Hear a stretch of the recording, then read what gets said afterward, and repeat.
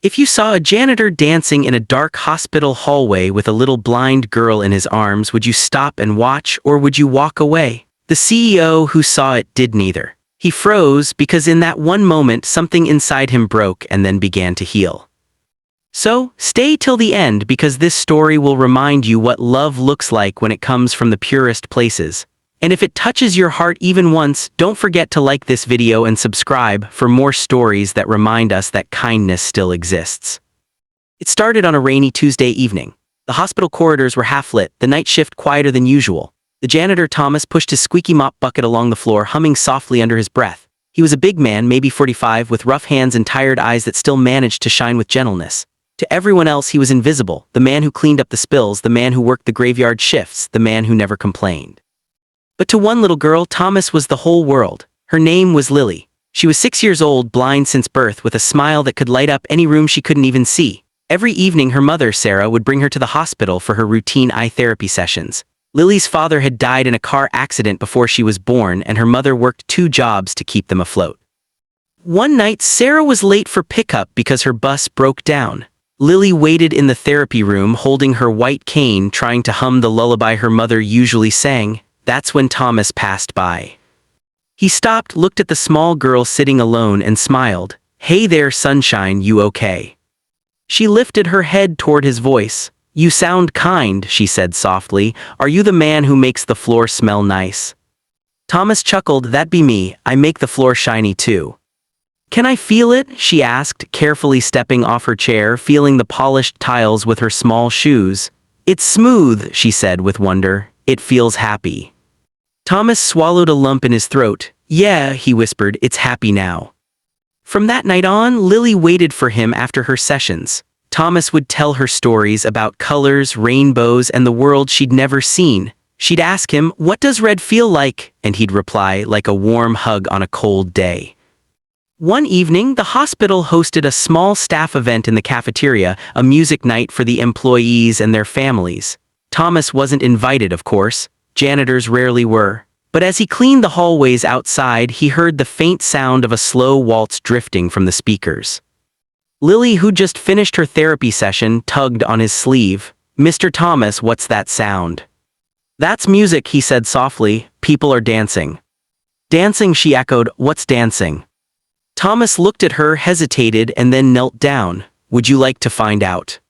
He put aside his mop, extended his hand, and guided her small palms into his.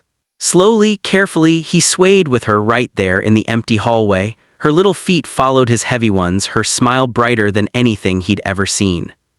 "I can feel the music," she giggled. "It's like my heart is moving." He laughed, tears in his eyes. "That's exactly it, sunshine, that's dancing." What Thomas didn't know was that someone was watching from the end of the hall. David Lawson, the CEO of the hospital. He'd stayed late that night for paperwork, tired, cold, and irritated at his board's endless demands.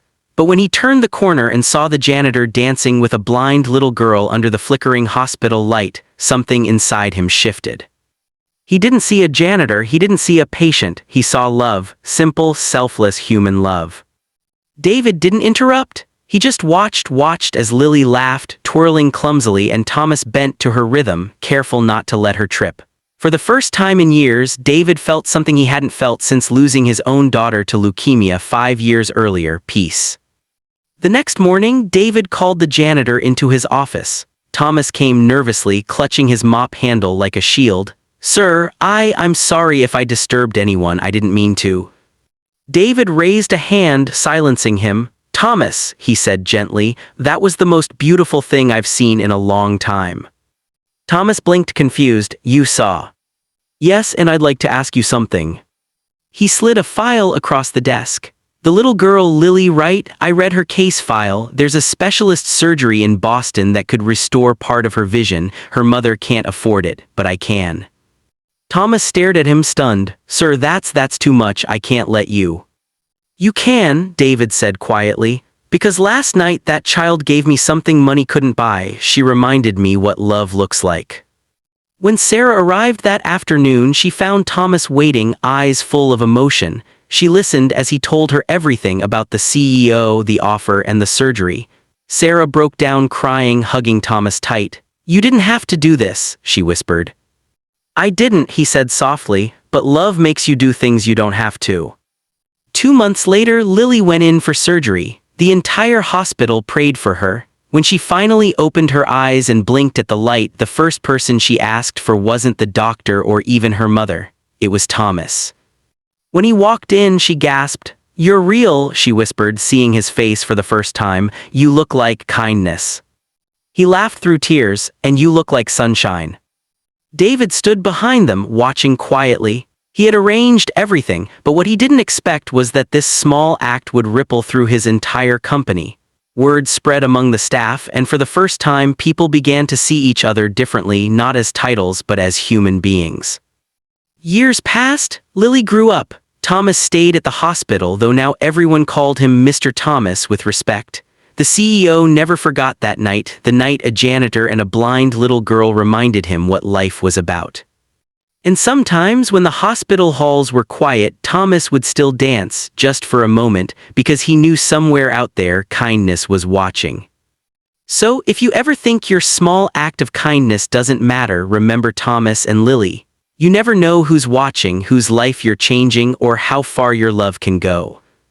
If this story touched your heart even for a second, hit that like button, subscribe, and share it. Because maybe, just maybe, someone out there needs to believe in kindness again.